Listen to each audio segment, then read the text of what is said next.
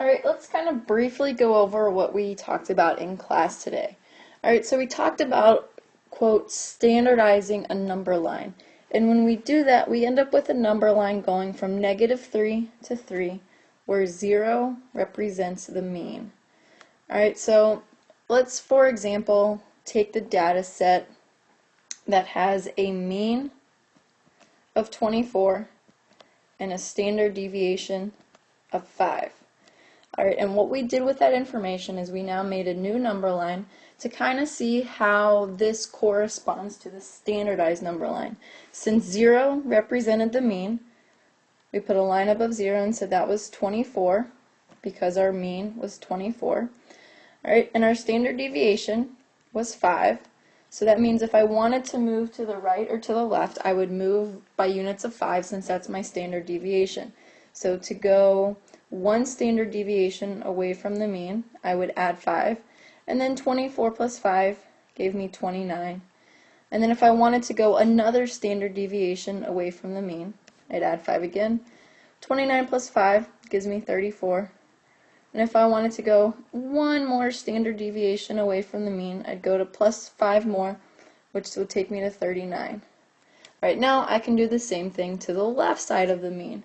Again, since my mean was 24, if I wanted to move to the left to go one standard deviation away, I'd have to go minus 5, and 24 minus 5 is 19. And then I can go to the left another standard deviation, so minus 5 more, which takes me to 14. And then I can go one more standard deviation away, and 14 minus 5 gives me 9. Alright, so now what we're going to do is we're going to take a look at this thing called a z-score.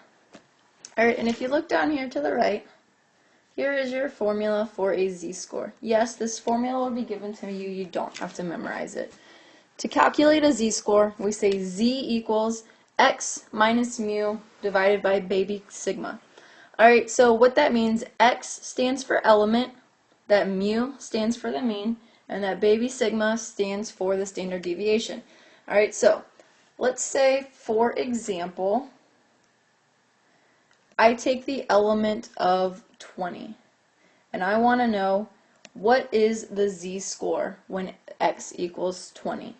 So we're going to start with our formula, which says z equals x minus the mean divided by the standard deviation.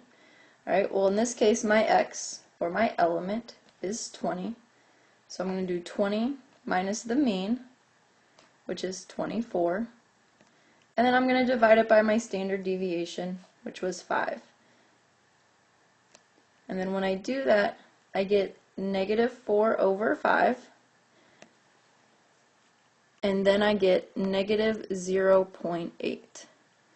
Alright, so what that means is my element was 20.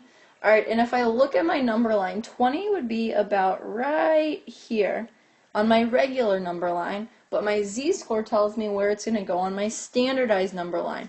And on my standardized number line, my z-score is negative 0.8.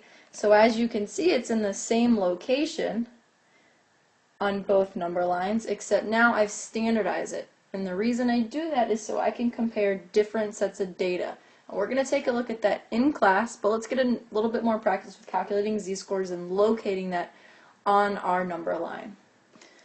Now let's take a look at when my element, or my x, equals 25. Again, I'm going to use my z-score formula that's over here. And so I have z equals x minus the mean divided by the standard deviation. In this case, my x, or the element that I'm looking at, is 25. I'm doing 25 minus the mean, and the mean is 24, divided by the standard deviation, which is 5. So I get 25 minus 24, which is 1. And I'm doing 1 divided by 5. And when I do that, I get 0.2 for my z-score. And again, what that means is 25 was my element on my regular number line, which is about right here. But then my z-score, or where it's located on my standardized number line, is about right here. And again, it's in the exact same location, except now it is on a standardized number line. Alright, so now here are some problems for you to try on your own. And underneath it, you'll see a little bit of a challenge. So go ahead and attempt that and see if you can get that one done.